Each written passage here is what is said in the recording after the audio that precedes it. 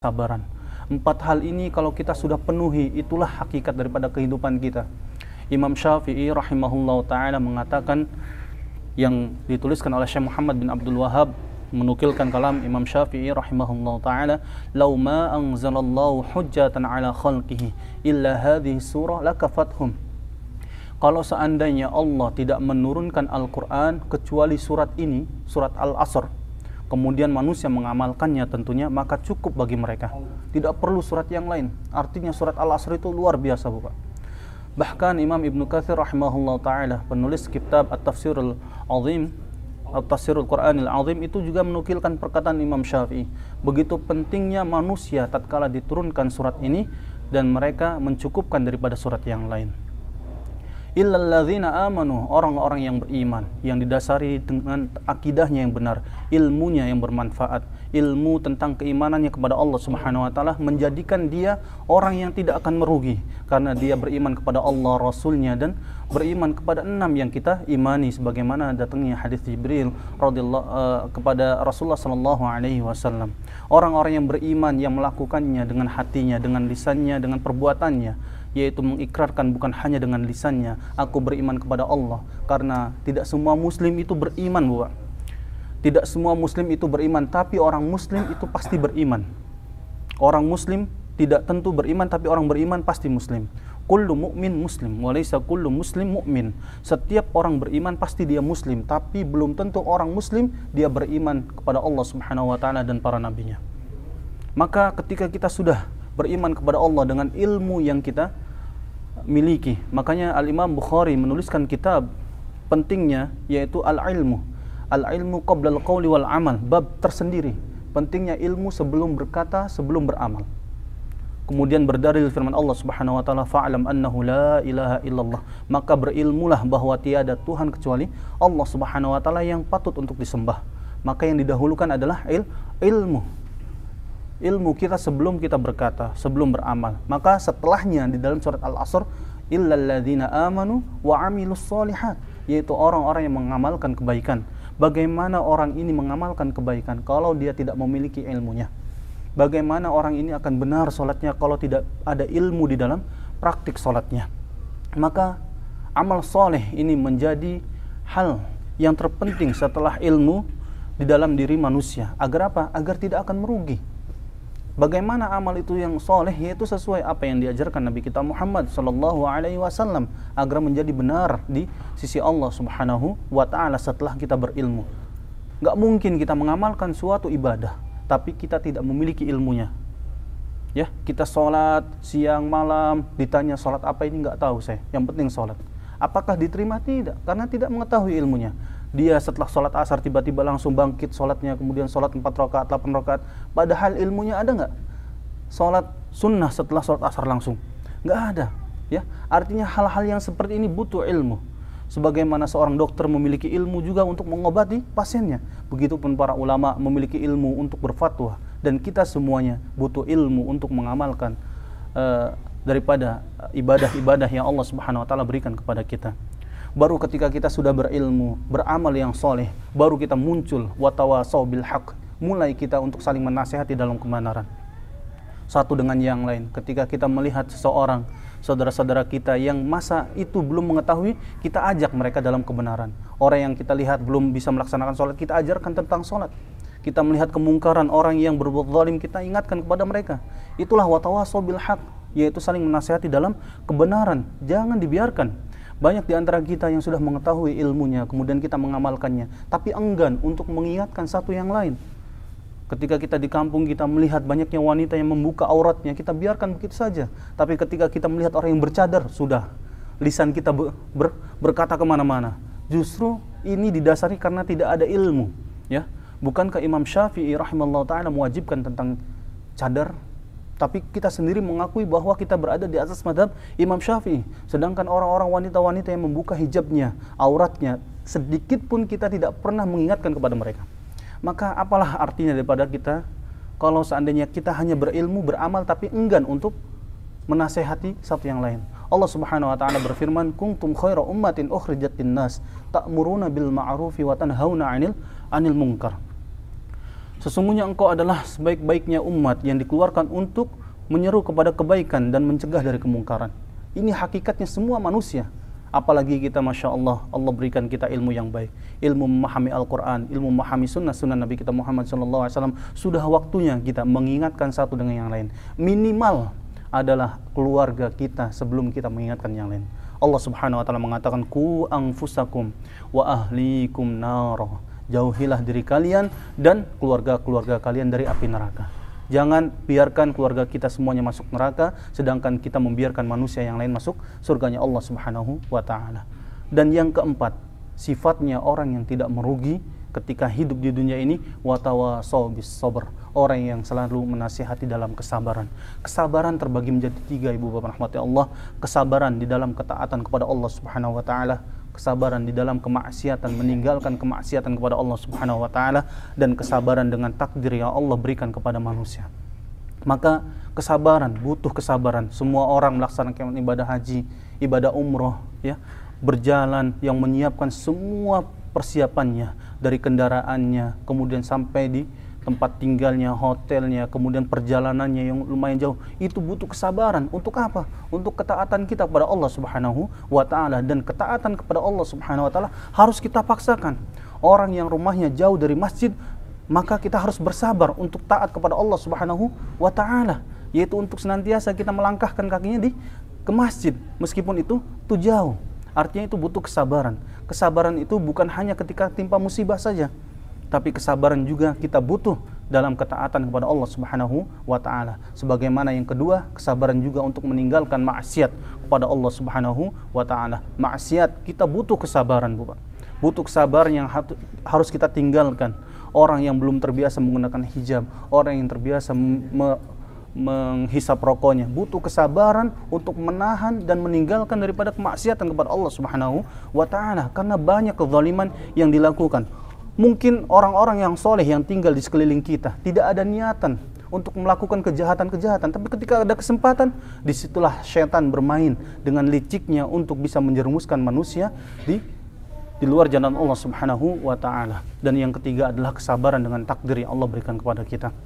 Ikhwati fillah, ibu bapak rahmati Allah Subhanahu wa Ta'ala, inti daripada pengajian kita hari ini tentu yang terakhir adalah kami menasehati ibu bapak semuanya dan saya pribadi dan kami semuanya pengurus yang ada travel ini untuk senantiasa kita bersyukur kepada Allah Subhanahu wa Ta'ala atas nikmat yang Allah berikan kepada kita, yang mungkin nikmat ini tidak bisa diberikan kepada yang lain. Nikmat bisa mengunjungi kota mulia ini, kota yang Allah Subhanahu wa Ta'ala sucikan, yaitu kota Makkah Al-Mukarramah. Rasa syukur yaitu dibarengi dengan rasa sujud kita kepada Allah Subhanahu wa Ta'ala, untuk senantiasa kita berdoa, melakukan salat kepada Allah Subhanahu wa Ta'ala. Dan tentu sebagaimana yang kami sampaikan, bahwa di antara diterimanya amal ibadah yang pertama yaitu ikhlas karena Allah Subhanahu wa Ta'ala, kemudian sesuai apa yang diinginkan Rasulullah sallallahu alaihi wasallam atau mengikuti sunnah Rasulullah sallallahu alaihi wasallam. Tapi ada tanda-tanda bahwa ibadah kita itu diterima oleh Allah Subhanahu wa Ta'ala itu apa? Sebagian para saleh mengatakan kebaikan setelah amal ibadah tersebut. Jika orang itu melakukan terus kebaikan setelah melaksanakan ibadah, maka itu tanda terhadap dirinya amal ibadah umrohnya diterima oleh Allah Subhanahu wa Ta'ala. Ulama mengatakan inna min thawabil hasanah al hasanatu ba'daha kama inna min thawabis sayyi'ah as-sayyi'atu ba'daha. Sesungguhnya di antara ganjaran kebaikan yaitu kebaikan setelahnya, sebagaimana ganjaran keburukan yaitu keburukan setelahnya. Orang kalau pulang dari haji, orang yang pulang dari umrah, ketika pulang dari rumahnya, yang ia lakukan bagaimana dia terus beribadah kepada Allah Subhanahu wa Ta'ala dan meningkat ibadahnya kepada Allah Subhanahu wa Ta'ala, menandakan bahwa amal ibadah tersebut diterima oleh Allah Subhanahu wa Ta'ala. Amal ibadah yang sebelumnya ia lakukan yaitu apa? Ibadah umrah, yang mungkin ketika di rumah sering melakukan maksiat, yang mungkin di rumahnya enggan untuk melaksanakan sholat berjamaah, sholatnya sering sendiri-sendiri. Ketika kembali ke kampungnya masing-masing, dia dengan semangatnya untuk melaksanakan ibadah tersebut berjamaah, maka menunjukkan bahwa ibadah umroh dia, ibadah dia di tanah suci diterima oleh Allah Subhanahu wa Ta'ala. Sebagaimana ganjaran keburukan, orang itu akan senantiasa menjalankan keburukan kepada Allah Subhanahu wa Ta'ala karena kejahatan yang dia lakukan. Terus dia berbuat jahat. Makanya ini pahala ini mengundang kebaikan-kebaikan setelahnya. Sebagaimana Rasulullah sallallahu alaihi wasallam mengatakan, "Alaikum bisidqi, fa inna sidqa yahdi ilal birr, wa innal birra yahdi ilal jannah." Hendaklah kalian jujur, karena jujur, dengan kata jujur aja udah menunjukkan kebaikan. Kebaikan akan menunjukkan kita kepada surganya Allah subhanahu wa ta'ala. Sebagaimana Al-Imam Ibnu Hajar Al-Haythami itu adalah ulama daripada kalangan Syafi'i, mengatakan kepada kita bahwa dikatakan bahwa diterimanya amal ibadah umroh ataupun ibadah haji seseorang meninggalkan maksiat yang dahulu dilakukan, mengganti teman-temannya yang buruk menjadi teman-teman yang baik. Sebelum kita melaksanakan kesini, kita berteman dengan orang-orang yang buruk, yang enggan beribadah, yang enggan mendekatkan diri kepada Allah. Kita pulang dari tanah haram ini, kemudian kita pulang ke rumah mengganti teman-teman kita. Dan yang ketiga, kata Ibnu Hajar Al-Haytami, yaitu mengganti majlis-majlis yang melalaikan menuju majlis-majlis yang mendekatkan diri kepada Allah Subhanahu wa taala. Majlis-majlis yang melalaikan, mungkin ibu-ibu, bapak-bapak kita sering duduk bersama sahabat-sahabat kita, tetangga-tetangga kita, melalaikan kita kepada Allah Subhanahu wa taala.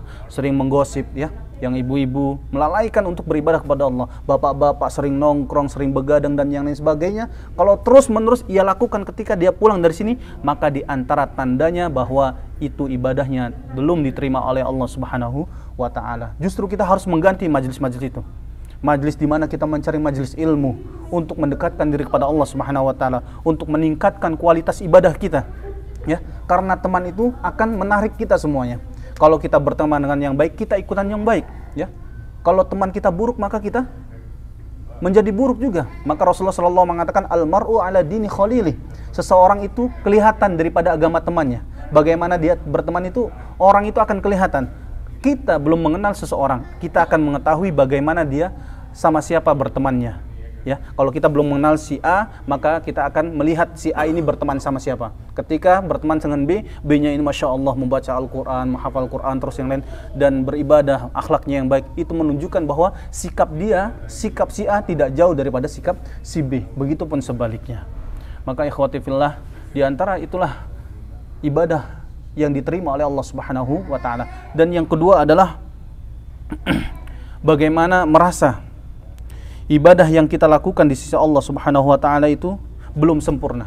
Di antara tanda-tanda amal ibadah umroh, haji dan yang lainnya, ketika dia diterima oleh Allah Subhanahu wa taala, itu merasa bahwa ibadah yang ia lakukan belum sempurna, merasa kecil, tidak ujub dengan ibadah yang sudah diperbuat, tidak merasa senang dengan ibadah yang dilakukan. Pulang dari sini merasa senang, saya sudah pernah di sini, sudah pernah ke tanah haram, sudah melakukan ini. Enggak.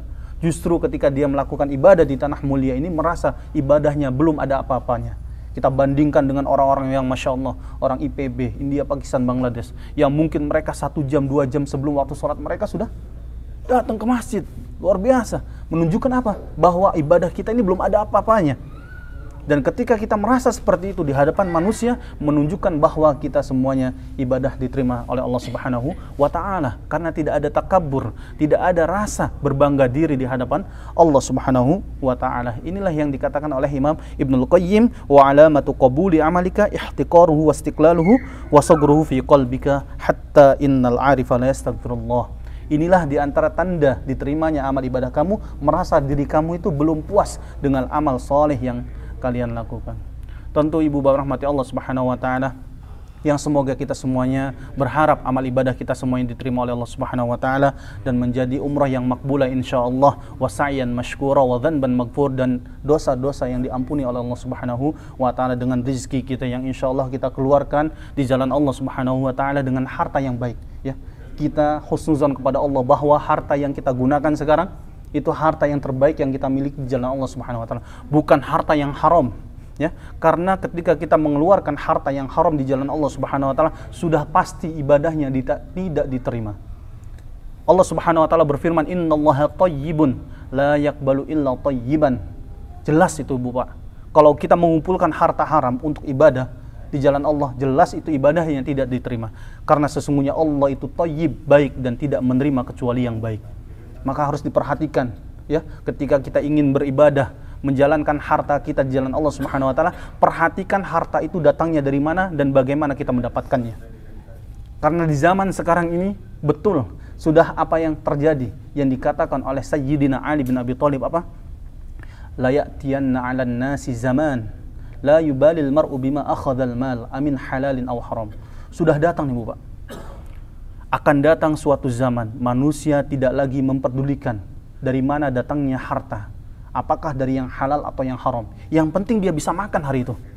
Sudah terjadi di zaman sekarang. Dulu mungkin di zaman ibu-ibu, bapak-bapak pada tahun 80-an itu lebih senang mendapatkan 10.000 kerja 24 jam dibandingkan 1 menit tapi harta yang melimpah tapi tidak tahu caranya bagaimana. Sekarang orang-orang mereka tidak lagi mempedulikan ini haram atau halal dapatnya. Yang penting saya bisa makan dengan harta yang banyak, kemudian saya bisa melakukan sesuatu yang menurut saya itu bagus atau yang manusia lakukan. Berbangga-bangga dengan harta yang diberikan. Maka ikhwati fillah, ingat itu bahwa menunjukkan bahwa jasad kita tidak bisa masuk surga. Tidak masuk surga. Rasulullah mengatakan innahu la yarbu lahmun nabata minas suhti fannaru awlalah. Sesungguhnya jasad ini tidak bisa masuk surga karena dari harta yang haram. Daging yang tumbuh dari harta yang haram, maka lebih utama masuk neraka terlebih dahulu, dibakar itu harta yang haramnya dalam jasad kita, kemudian baru kita masuk surganya Allah Subhanahu wa taala. Ini saja yang bisa kami sampaikan. Jazakumullah khairan katsiran. Tentunya nasihat ini untuk saya pribadi, kepada Bapak, Ibu semuanya, untuk senantiasa kita memperhatikan bagaimana amal ibadah kita semuanya, bagaimana harta yang kita dapatkan di jalan Allah Subhanahu wa taala, bagaimana kualitas ibadah kita juga dinilai, bukan hanya sekarang. Bukan hanya sekarang, justru kualitas ibadah kita itu dinilai setelah kita pulang dari tanah haram ini, dari tanah suci ini yang mulia ini. Manusia akan melihat, Masya Allah, orang-orang yang penuh dengan ibadah, orang yang penuh dengan membawa banyaknya pahala. Tapi semoga kita semuanya tidak merasa bahwa kita ini sempurna di hadapan manusia karena kita pernah ada di sini. Ya, ingat, yang menjadikan kita suci itu adalah bukan karena kita berada di tanah sucinya, tapi karena amal ibadah kita sendiri. Ingat perkataan Salman Al-Farisi mengatakan, innal arda la tuqaddisu ahadan wa innama yuqaddisul insana amaluh. Sesungguhnya bumi itu, bumi yang kita pijakkan meskipun tanah suci, tidak bisa mensucikan kita, tapi yang mensucikan amal perbuatan diri kita sendiri. Barakallahu fikum. Jazakumullahu khairan katsiran. Assalamualaikum warahmatullahi wabarakatuh.